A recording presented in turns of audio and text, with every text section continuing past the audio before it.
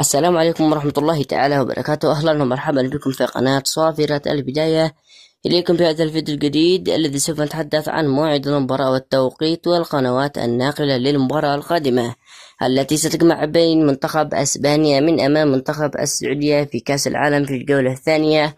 ولكن قبل أن نبدأ في كافة التفاصيل نرجو منك الإعجاب بالفيديو والاشتراك بالقناة وتفعيل الجرس لنتواصل بكل ما هو جديد. اكتب لنا آراءك وتوقعاتك لنتيجة المباراة في الأسفل في التعليقات، ولا تنسوا الصلاة والسلام على نبينا محمد صلى الله عليه وسلم. ستقام المباراة على ملعب استاد مرسيدس بنز، وستكون المباراة منقولة على قناة بي إن ماكس 3 بي إن ماكس 1. وسيكون المعلق لهذا اللقاء عصام الشويل وعبد الله الغامدي. وستقام المباراة بتاريخ الأحد الموافق 2026 شهر 6 يوم 21 في تمام الساعة 7 مساء بتوقيت مكة. وبهذا قد نكون انتهينا من تفاصيل هذا اللقاء، ودمتم في رعاية الله وحفظه.